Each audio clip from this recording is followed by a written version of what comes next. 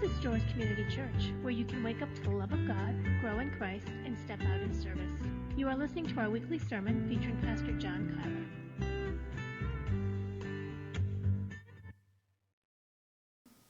This past summer, while we were on vacation traveling, we found ourselves standing on a train platform in a little seaside village called Vernaza. And on one of the schedule of the trains coming was posted on a bulletin board on the wall, and we checked that to see that we were at the right place at the right time. And sure enough, we had gotten there with a few minutes to spare. I don't remember the time, but the train pulls up when it's supposed to. We get on it, and we're heading back to the little town where we're staying that night. But the strange feeling comes over us, and we look up. Did we just pass our stop? The train is whipping by station after station, and we're like, what's going on? Well, it turned out that the train that arrived on time was actually a half hour late and was an express train that took us an extra half hour out of the way. So we ended up taking a 5-minute train ride that took an hour and 15 minutes because we had to go in and come back out. Contrast that to our experience passing through Switzerland, where we would get on one train and get off and make a connection within 3.5 minutes on a platform somewhere out there in the train station. But we did it without missing it, right? It was a very precise, organized thing. It was like living inside this giant clock. Everything worked with precision, and it was amazing. And one of the things that came out of that was this idea that time is relative. It's different if you live in Switzerland than if you live in Italy. Well, the train's coming. Yeah, well, okay. No, it's coming. It's coming. Another thing that it's a bit, time is a cultural-based experience that, as one author put it, time is actually in us. It's different for all of us. But our modern time is characterized by precision. The ability to chop it up in ever increasingly smaller pieces and parts. The precision of time is important to us. It allows us to do what we do, to make connections, to coordinate with one another. It's the precision of time that judges or distinguishes great athletes from second-class athletes, right? The gold medal is won by 100th of a second, or lost by 100th of a second. But the other part about this precision is that it leads to pressure, right? This idea that I got to hurry up and do what I need to do, or I'm going to miss something. I'm going to miss my train. I'm going to miss out on some activity. It also rises up within us a pressure to get things done in a certain amount of time. The other thing that comes with it, I think, is the illusion of control. That if I just manage these little slots, these little blocks of time in my schedule or my calendar, that everything will work out perfect and well.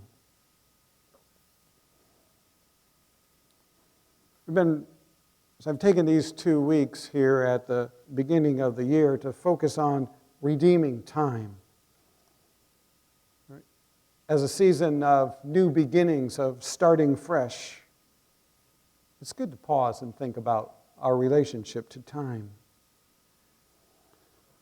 Last week we looked at Psalm 90, and it built around the idea of both the brevity and the fragility of time, or our lives in the context of time. And both that brevity and that fragility are something that we tend to avoid thinking about unless we can't. Unless something causes us to stop and realize, oh, life is but a breath. The psalmist writes that even our best days are but trouble and sorrow. So, Lord, teach us to number our days that we may gain a heart of wisdom. But it's an invitation to participate in covenantal time rather than cyclical time or chronological time. You know, cyclical time is that time that has a beginning, that runs its course and then starts over again, like spring and summer and autumn and winter, like seed time and harvest. It goes around and around without purpose, coming back to its beginning. Chronological time is that ongoing series of moments, one after another, that's with not one moment being any more important than the one that preceded it or the one to follow it. But the psalmist introduces us to covenantal time. That is, time that invites us by God's grace into relationship with the God who created everything and who calls us to participate with Him in the renewal of the world. In verse 14, the psalmist writes, "Satisfy us in the morning with your unfailing love, that we may sing for joy and be glad all the days of our life."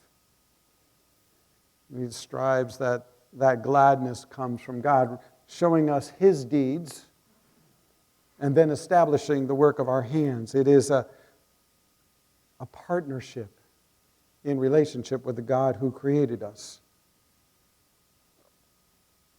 The passage that I read for you out of Matthew's Gospel, Jesus has a confrontation with the teachers, the Pharisees, about the proper way to keep Sabbath. So my suggestion to you this morning is that as the psalmist calls us to number our days and to enter covenantal time, he's not calling us to take out our calendar and our schedule and count how many days we have left until we expire. But rather, he's calling us to keep the Sabbath. That keeping Sabbath releases us from the burden of being God and returns us to our humanity and opens up to God's promised future. Jesus and his disciples were going through a grain field on one Sabbath, and his disciples pick some grain and they roll it in their hands, cracking it open, and they eat it. And the Pharisees come to him and say, "Look, your disciples are doing what is unlawful to do on the Sabbath." This rolling grain and cracking it open was considered harvesting. One of the many things, many rules that they had come up with to prevent people from breaking the Sabbath. Most of you are aware that the Sabbath was instituted in creation on the seventh day of creation.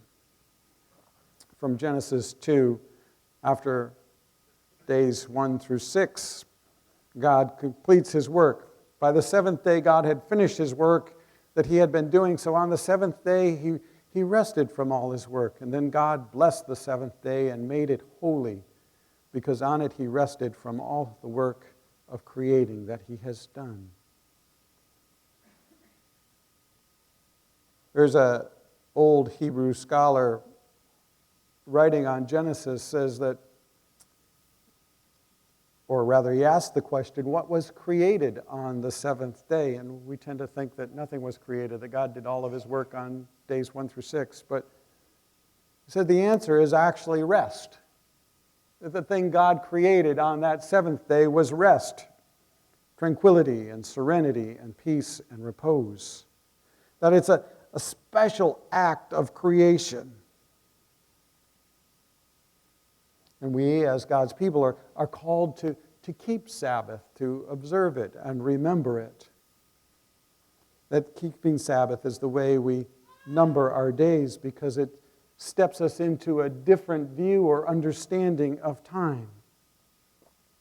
You also know that keeping Sabbath is number 4 in the list of God's 10 gifts to the Israelites. You'll remember some of them. Don't have any other gods but Yahweh. Don't kill, don't steal, don't covet your neighbor's spouse. They're gifts, the 10 gifts that God gave to us, but He knew that we really didn't want them, so He called them commandments to kind of trick us. The first 3 are commandments or gifts about loving God. Have no other gods before me. The last 6 are about loving our neighbors. Don't steal, don't lie, don't kill. But the 4th one, the one about keeping Sabbath, is a bridge between the 2. It connects us to both loving God and loving our neighbor. Observe the Sabbath day by keeping it holy. As the Lord your God has commanded you, 6 days you shall labor and do all your work, but the 7th day is a Sabbath to the Lord your God. On it you shall not do any work, neither you, nor your sons, nor your daughter, nor your male servant or female servant, nor your ox or your donkey, or any of your animals, nor any foreign or residing in your towns, so that your male and female servants may rest as you do. Remember that you were slaves in Egypt, and that the Lord your God brought you out of there with a mighty hand and an outstretched arm. Therefore, the Lord your God has commanded you to observe the Sabbath day. This last verse, verse 15, shows up in nearly every place where we're commanded to observe the Sabbath. And in fact, it's the beginning of the 10 Commandments, is this idea that is God who rescues and brings us out of slavery. Remember that you were slaves in Egypt. And here you can see that there's this sense of protecting. Sabbath is not just about surrendering to God, though it's part of that, but it's all about protecting and caring for our neighbor. We're given Sabbath in part so that we don't continue to exploit one another and the world. What was characteristic of Israel's life in Egypt if it wasn't the relentless, never-ending crack of Pharaoh's whip and the hopeless weariness that results from being at the bottom of the pyramid? Just a cog in this giant empire, a slave whose only task is to make bricks. Go back and read the story and you see how relentless Pharaoh is about his workers. When Moses comes to him in chapter 5 and says, God said, you got to let my people go into the wilderness so that they can worship me. Pharaoh says, oh, you're all lazy. You just don't want to work. Get back to work. Make bricks, but this time go collect your own straw. And there's this relentless hopelessness that comes. So the Sabbath is primarily about liberation and not falling again under slavery of the empire, if you will. But Sabbath keeping was not as straightforward as it seems it should be. It's not as straightforward as don't steal. I know when I'm stealing and when I'm not. I know when not to do that. Or lying, it's pretty straightforward. I know when I'm lying, at least I think I know when I'm lying, except when I'm lying to myself, and then it gets all confusing. But how in the world do we keep Sabbath? How do we enter into the rest of God when there's so much to do? This is the central issue that plagued Jesus, and he was confronted with it again and again and again. Here the Pharisees are complaining that to Jesus, he's saying, neither you nor your disciples are doing this Sabbath thing right. But note that the primary focus of the text is not on not working, but is much more than that. In other words, you can stop laboring and still not be keeping the Sabbath. Jesus says to them, "Have you not read in the law that the priests in the temple desecrate the Sabbath? And yet they are not guilty." Sabbath is not primarily about whether you go to work or stay home from work. The reason not to labor on the Sabbath is so that we don't, so that we come to understand that the Sabbath is about celebrating our dependence and trust on God, and to know that He'll provide for us. A Sabbath, the word literally means to cease from trusting anything but God. Sabbath is an offer from God to learn a new kind of contentment. We become free to count on His love.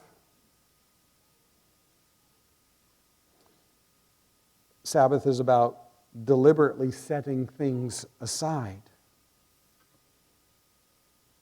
Set aside our need for productivity, a sense of accomplishment, to set aside things that we worry about.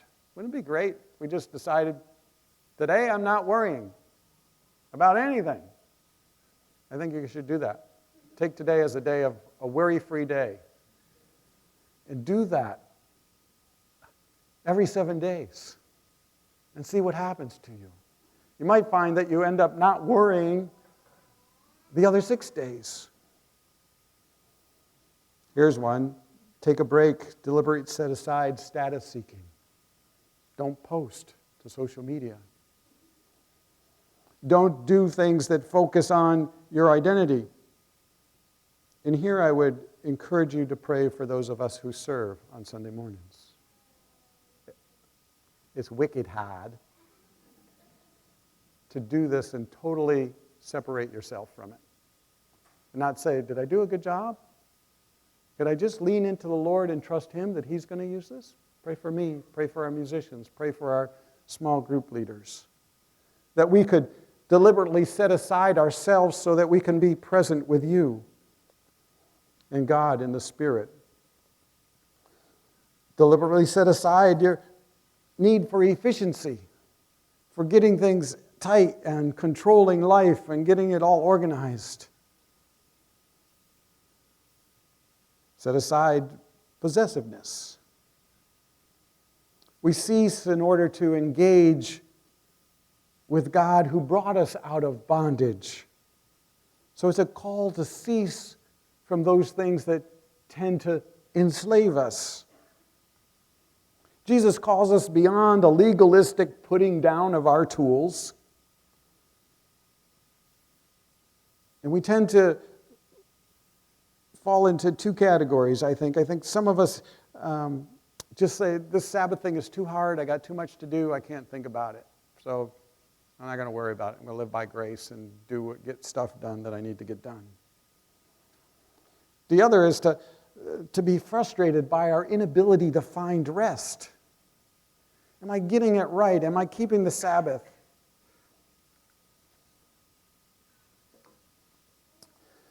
I got to be honest with you, I know a lot less about time and Sabbath now than I did when I started this earlier in the week. It's such a full, rich concept.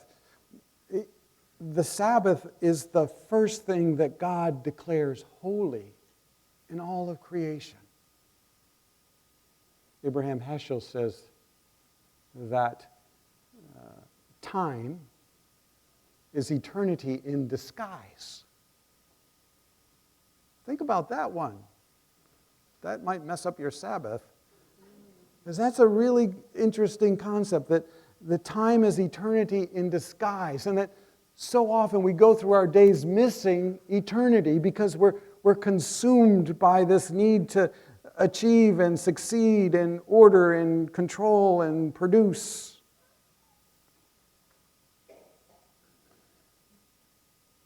But what if we could pause in the moment of our day and acknowledge that all of time belongs to God.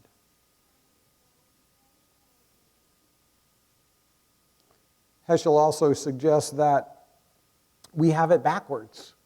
That our concept of Sabbath is that it's a reprieve from the work week. That we abstain from work in order to recover our strength so that we can do more work. Sounds a little cyclical, doesn't it? It's important that we rest. Our productivity is based on our ability to rest and renew and refresh. But when we approach the Sabbath that way, we're making the Sabbath serve our week rather than our week serve Sabbath and open us up to a different view of time. I think in part that's what Jesus was trying to get at when he said the Sabbath is made for man, not man for the Sabbath. So how do we rest in God? How do we rest in His grace completely? I'm sure it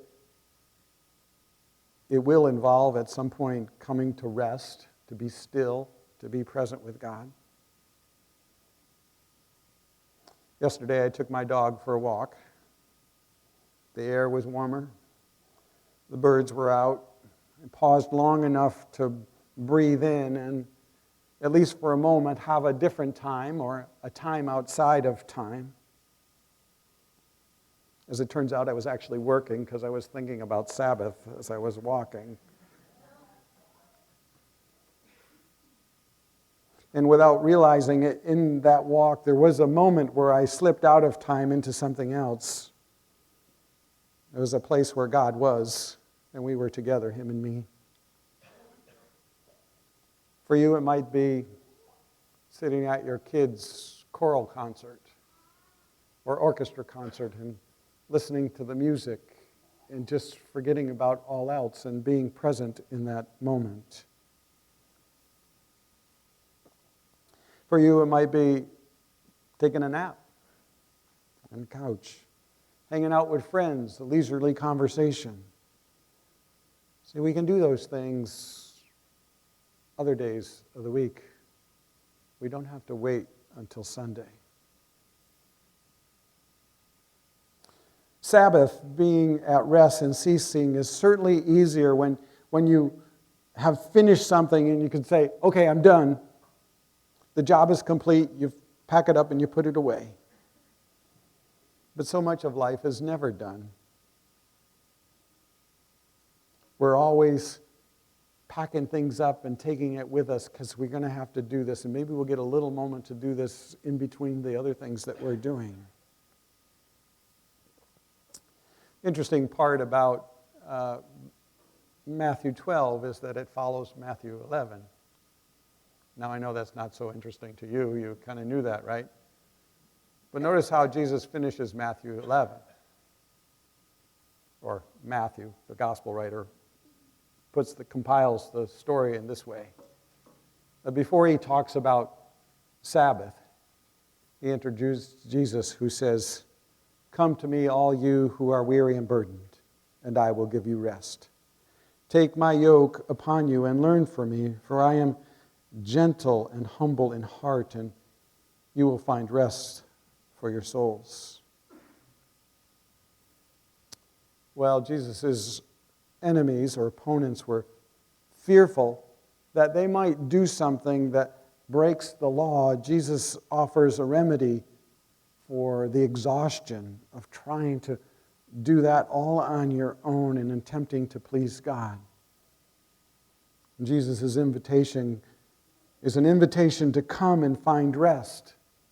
It's an invitation to discipleship, to come and be yoked, to be united with Jesus. It's an offer for those who are willing to acknowledge their weariness, those of us who feel worn out from their labor, to come.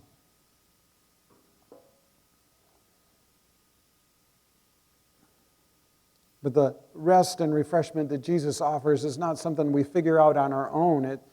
It's a rest that is only found in Him, who says, "I am the Lord of the Sabbath." He invites us to take his yoke upon us and to learn from him, for I am gentle and humble and in heart. And to take on Jesus' yoke is to join him in a lifelong venture of learning that we have been set free from the tyranny of time, from Pharaoh and our need to prove ourselves, and to ground it in God's mercy, where he says, if you knew the law of God, you would know that God desires mercy and not sacrifice, and that it is therefore lawful to do good on the Sabbath.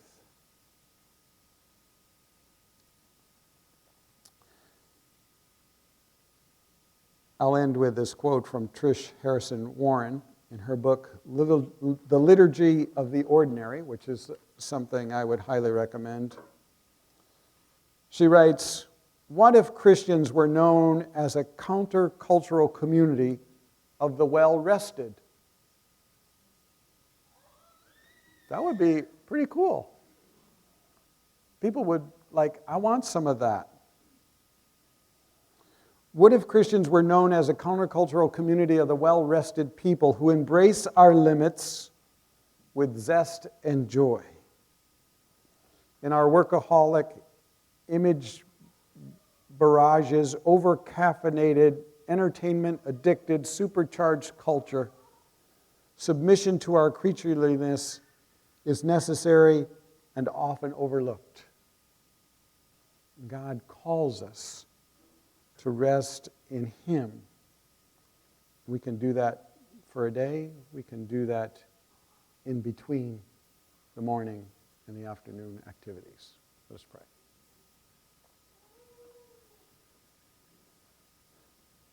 Lord, we're busy people. And sometimes that's our identity.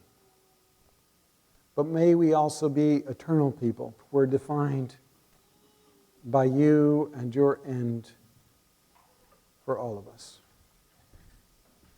We surrender to your love and your mercy. Amen.